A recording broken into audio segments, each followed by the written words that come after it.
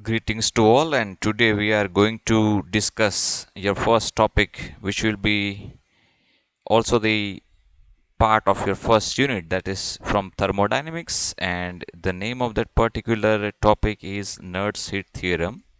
Now, in order to understand that particular theorem, let us try to explore some historical equation which have came earlier. And the first one is very well known Gibbs-Helmholtz equation. Now, as you can see, this particular equation is dealing with the calculation of free energy change and enthalpy change, and also the interconversation of those particular two entities, which means that if we have a data either from delta F or from enthalpy, you can calculate the other entity. Okay. However, there are several limitations of this particular equation, and let us try to explore those one by one. So in case 1, when the partial differentiation of delta F, that is the minor change in the value of free energy with respect to temperature, becomes 0, then in that case the value of delta F would become the value of delta H. Okay. In second case, when the value of delta F is very near to 0, that is approximately equal to 0, then in that case the value of enthalpy becomes the value of partial change of free energy multiplied by temperature at constant pressure. So in case 2, as you can see, delta H must be having some sort of larger value, right, as it multiplies by temperature itself. And this is the example of fusion of solid, which is occurring at very large temperature. Okay. And during that change, the value of free energy change is almost 0, and delta H value is very large. So case 3 is theoretical case when temperature is equal to 0. As we all are aware of the fact that absolute 0 temperature can never be achieved due to practical limitation, and it is not of much importance as we cannot carry out any process at absolute 0. Okay. So however, we are discussing the limitation of this particular equation, and as you may follow by studying these three cases, each and every time the interconversation of free energy change and enthalpy change is giving you the different value. Okay. So that's what written over here. So there is an existence of inequality between the value of delta F in all the processes. So this equation permits the calculation of enthalpy change from free energy change, but the reversal, that means if you have a value of delta H, then you cannot calculate or predict the exact amount of free energy change, and that was the main limitation of Gibbs-Helmholtz equation, that it does not allow to evaluate free energy change from thermal data. Now, what is thermal data? Thermal data means temperature change, enthalpy change, etc., etc. Okay. So in 1902, Richard was doing some EMF calculation at lower temperature, and he reported that partial differentiation or partial change with respect to temperature in free energy gradually diminished while lowering the temperature, and he reported this particular equation, which means as limit t tends to 0, means as we are lowering temperature gradually, the value of change in free energy comes closer to the value of change in enthalpy, right? Now, 4 years after Richard, that is in 1906, Nernst extended his theorem, uh, and he also reported similar observation for a different condensed gaseous system. And he also reported that partial change in free energy with respect to temperature approaches zero asymptotically. Now, what is asymptotic? That is a hypothetical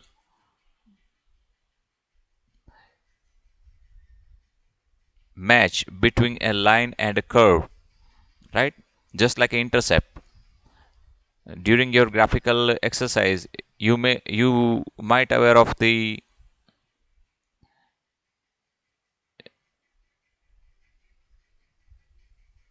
plotting process, right?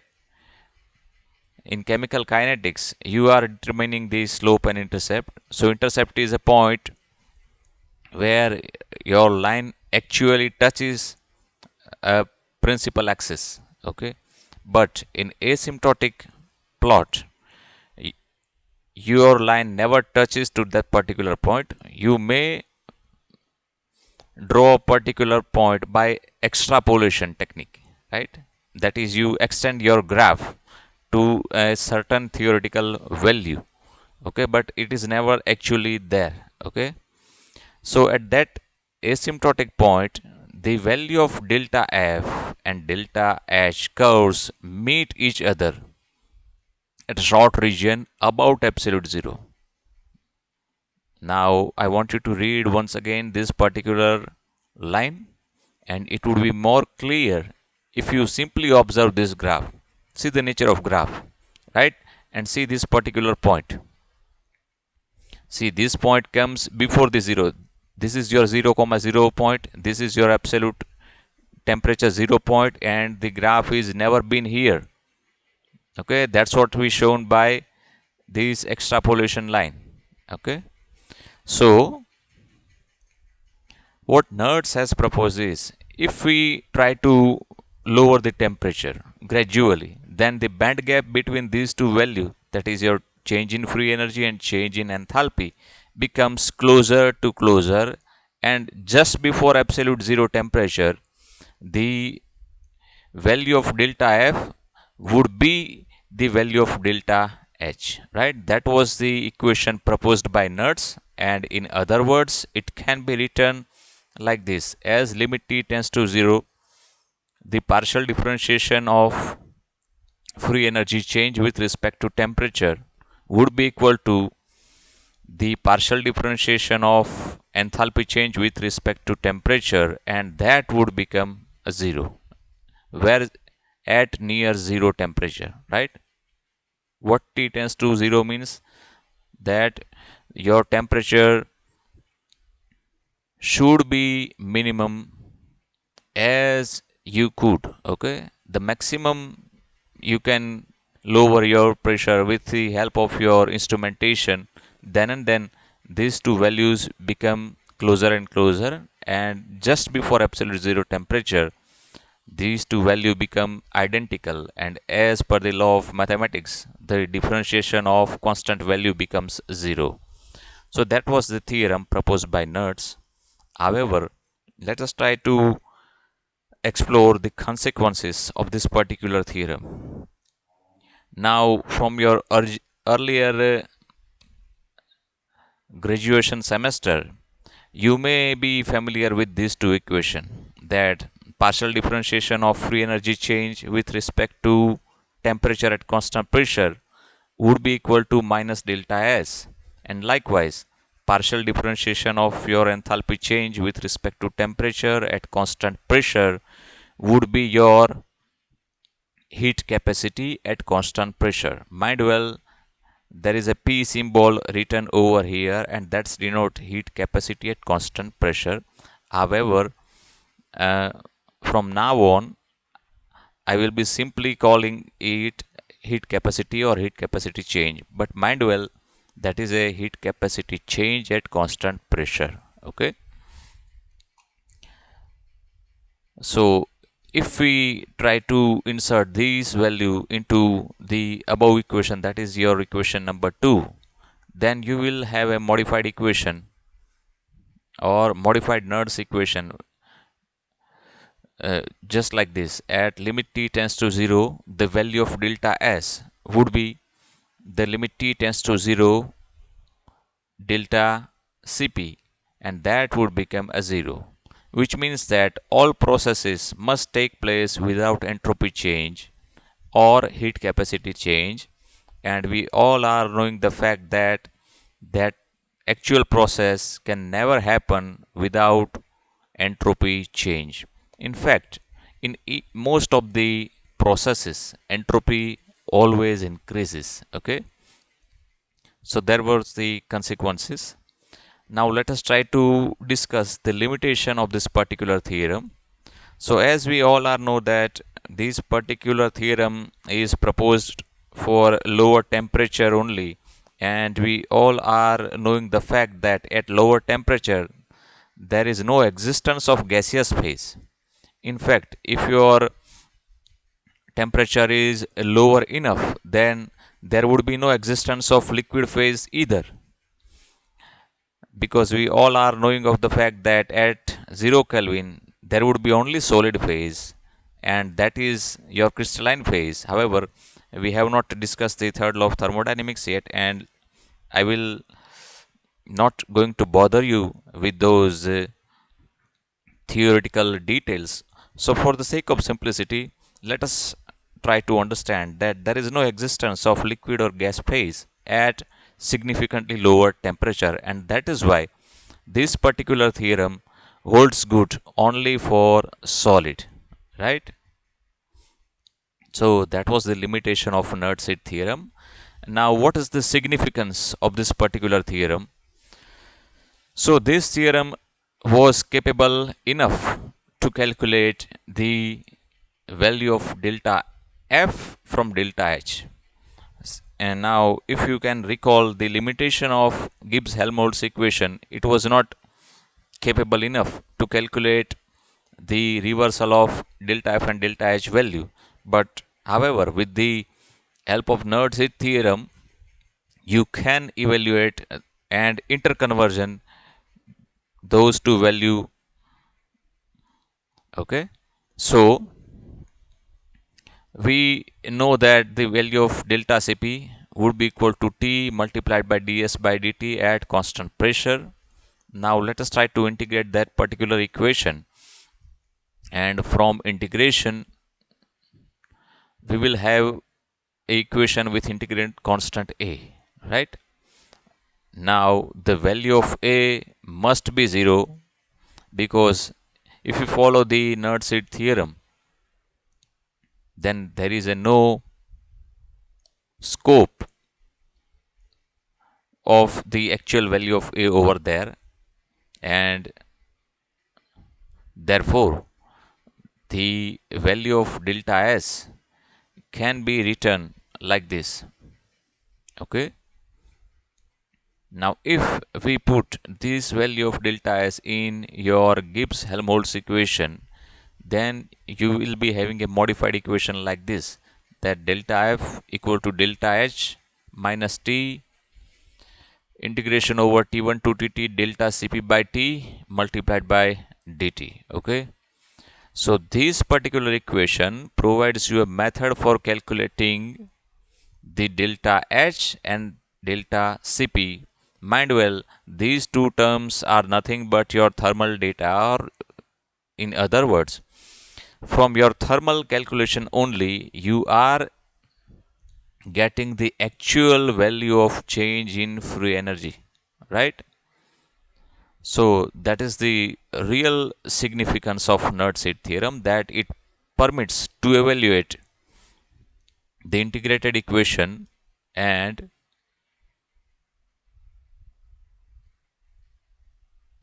Nernst has also defined the variation of heat capacity at constant pressure in terms of temperature as delta Cp equal to alpha plus beta T plus gamma T square and so on.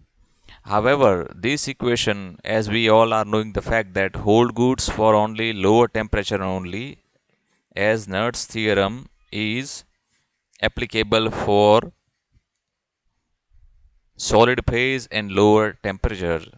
So we all are knowing the fact that this theorem is designed specifically for lower temperature, and when temperature equal to 0, obviously the value of delta Cp would become 0. So you may write the equation like this: as limit t tends to 0, the value of Cp equal to 0, and so is the value of alpha. Okay. Now what was the alpha? Alpha was your first constant. Okay. So if we try to integrate the above equation, now we are knowing the fact that the value of alpha is 0, right? So we are simply omitting the term alpha and writing the equation of delta Cp from beta t plus gamma t square delta t cube and so on, and integrating this equation with respect to temperature 0 and your current temperature or whatsoever reference state's temperature, and you will be find a value of change in enthalpy at your particular specific temperature from change in enthalpy at your 0 or absolute 0 or standard state temperature would be having beta t square by 2. See, there is a printing mistake in this book. It should be 2 from the law of integration plus gamma t cube by 3 delta t raised to 4 by 4 and so on, where your delta H0 represents the heat or enthalpy change at absolute 0.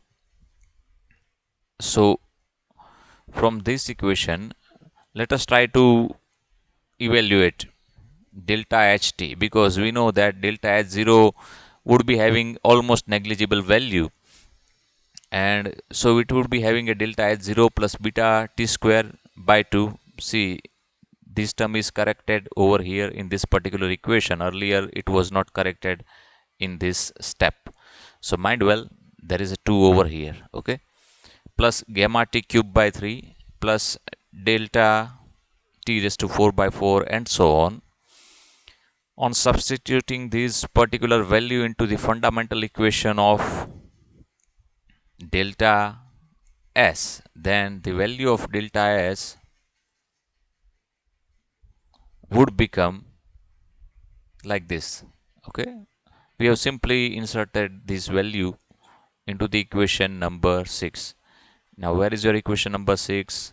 It is written over here. Okay, so we are simply inserting this value of delta Cp into this fundamental equation, and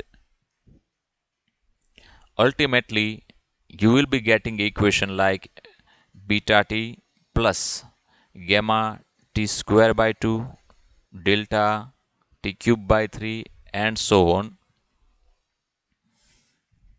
So if now we having a value of delta S, and if we put this value of delta S into Gibbs-Helmholtz equation, that is delta F is equal to delta H minus T delta S, right? And in that case we are simply representing or replacing the term delta H by delta Ht, that is your reference state or whatsoever state's temperature. Okay, so in that case we have a equation of delta H, we have a value of delta S, and we simply inserted these two values, that is from equation number 9 and 10. Your Gibbs-Helmholtz equation can be modified into this, that you would be having a value of delta H0 minus beta t square by 2 minus gamma t cube by 6 minus del t raised to 4 by 12 minus and so on. So by utilizing this equation, you can simply calculate the value of delta F for your system, obviously for solid, and by simply using your thermal data. As you can see, there is only temperature parameter and heat change parameter or enthalpy change parameter is there. So this equation is ideal for those who are doing only thermal analysis and thermal change data. So you can have a exact value of change in free energy by simply calculating the thermal analysis. Okay. However, this is only true for lower temperature, and the other fact is heat capacity even at a low temperature is directly proportional to T cube. Okay. So mind well. Now let us try to explore the application of this particular theorem. So as we all are aware of the fact that this theorem was designed for a solid system, but it could be utilized for gaseous system also. And let us try to explore that how we can utilize this particular equation for gaseous system. Okay.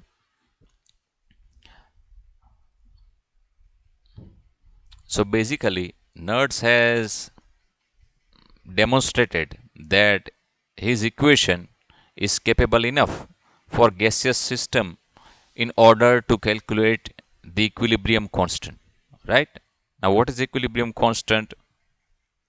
If you are having a gaseous phase reaction, then there should be some sort of chemical equilibrium between your forward and reverse process, and it is essential and sometimes very important to know the value of your equilibrium constant. Okay, so in order to understand this particular equation, we are going to need to have any knowledge of your previous year's thermodynamics equation. See, we are using lots and lots of previous year's equation, so I recommend you to once again go through your previous lecture notes, previous materials, assignments, videos, books, whatsoever you might have with you. Otherwise, you will find very difficult to understand what I have been doing over here, right? Say, for example, if I am giving you a reference of Clapeyron-Clausius equation, and if you are simply don't know that what was their theorem or what was the equation for that particular theorem, then you would become clueless that what is going on over here. So that's why I recommend you to once again go through your previous class notes, and let us discuss that from this particular theorem we can write that change in logarithmatic of your vapor pressure with respect to temperature would be having the value of your molar heat capacity divided by RT square, right? Now what is P0? P0 means your vapor pressure of the solid, right? So those who are not having a knowledge of Raoult's law and other terms regarding the vapor pressure or osmotic pressure, I recommend you a book of Thermodynamics for Chemists written by Samuel Glaston. It is very fundamental book for UG and PG level, and you will find each and every terms discussing in this particular lecture is written over there. Okay, so if you have slightest doubt or query, I suggest you go through that particular book, and if possible try to purchase that particular book with you, as it would be having more and more helpful during your descriptive writing examination portion, that is your section 3. Okay, so let us get back to this equation. And now, according to Kirchhoff, the change in molar heat of sublimation with respect to temperature is nothing but your heat capacity at constant pressure. Okay, that's what written over here, that delta Cp is equal to the molar heat capacity of the gas. Now, if we integrate this particular equation with respect to temperature, then we will having the new modified version of that particular equation, and where LS0 is your integration constant as always. And let us put this value back into our previous equation, that is over here. What we are doing, we are simply putting this value of Ls into equation number this, right? And from that we will be having a modified version of your equation, that is d of ln p0 by dt would be equal to 1 upon RT square into bracket LS0 plus integration over 0 to t delta Cp into dt. Okay. Now, in order to yield exact value of P0 or ln P0, we can modify this equation just like this, that ln P0 would be equal to minus LS0 by RT plus integration of dt by RT square multiplied by integration of 0 to t delta Cp into dt plus I, where I is your integration constant and the other name for I is true chemical constant. Now, I would also like to make one suggestion for those students who haven't came from mathematics group from 12th science, or for those students who are weak in mathematics. So I suggest to grab a book which I don't know at this moment the name of your publication, but the name of book is Mathematics for Physical Chemist.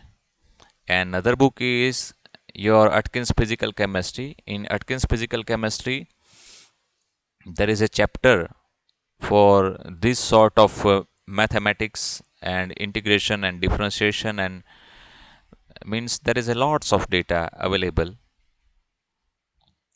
which is very essential in order to calculate this sort of exercise, and you will be find it very useful, right? Otherwise, for this lecture you will be convinced that okay, this theory I got it completely, I fully agree with you, but just before your examination, if you try to recollect this particular theorem, then uh, you may not find that how this equation derive and what sort of mathematical shortcut or what sort of mathematical fundas are being utilized in order to derive this sort of equation. So therefore I suggest either you go through Atkins Physical Chemistry, there is a chapter available in there, or you may simply grab a book which called Mathematics for Physical Chemist. Okay, so those two are a good book and which will be having a priceless value so far as your physical chemistry's examination is concerned. Okay, so once again we simplified this equation just like this, that the value of ln p0 would be equal to minus ls0 by RT plus integration over 0 to t delta Cp by dt divided by RT plus integration over 0 to t delta Cp by RT into dt plus I. And you can solve this by utilizing integral by part method. In case if you are wondering what is integration by part method, then in that case I would like to once again recommend you those two books. Okay, either Atkins or Mathematics for Physical Chemists. There is a chapter in those books, and you will be find immediate idea that how we can calculate this sort of scary looks equation into just simplified into this. Okay, so with the utilization of integral by part method, you will be finally having a reduced equation that would be ln p0 equal to minus ln by rt plus integration over 0 to t delta cp by rt into dt plus your true chemical constant I. Okay, and of course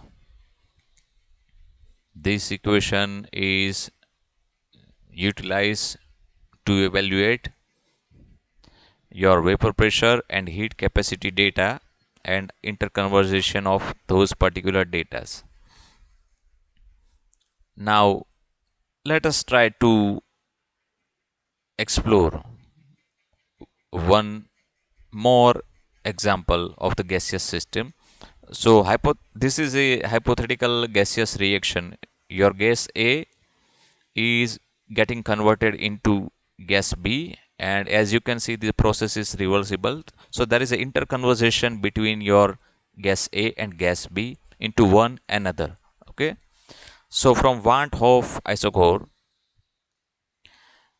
we would be having a value of, see, the Kp is your equilibrium constant. Okay, so the d ln Kp by dt would be having a value of delta H upon RT square. Okay, where dash quantity is nothing but your gaseous substance. So the dash means it is in the gaseous phase. Okay, and for that particular reaction, your equilibrium constant will be having a value of pressure of B divided by pressure of A. Okay, and likewise the value of change in delta H in gaseous phase with respect to your temperature would be exactly equal to the value of heat capacity change during the gaseous phase, and that is also nothing but your Kirchhoff's equation. Okay, so from these sort of equation one may finally write that ln Kp would be having a value of delta H dash by RT plus integration over 0 to T delta Cp dash by RT plus IR, and where IR is the algebraic sum of true chemical constant. Okay, and therefore in generalized term we can write the equation that your ln Kp, that is your equilibrium constant for gaseous reaction, would be having a value of delta H dash means enthalpy change during this gaseous reaction divided by RT plus integration over 0 to T delta Cp dash by RT into dt plus sigma Vi, where sigma Vi is having similar value just like IR. So IR is replaced by sigma Vi. So whatsoever, say for example, in case of these two steps, there might be having a third gaseous molecule, or there might be having a nth order or nth gaseous phase are involved. Then sigma 1, 2, 3 up to I. So sigma Vi is nothing but the summation of your true gaseous constants whole value, or the algebraic sum of your gaseous constants value. Okay, so from this equation one can calculate Kp. Now what is Kp? It is your equilibrium constant for gaseous reaction, simply by evaluating the value of delta H dash and delta Cp. Mind well, these two are nothing but your thermal change data analysis only. So simply by measuring the thermal change, you can calculate your equilibrium constant for your gaseous reaction, and that was the application portion of your Nernst theorem. Now I will stop. If you have any doubt and query, you can ask those in comment section, and I will try my level best to get those queries solved within desired time limit. Okay, so thank you all and keep learning.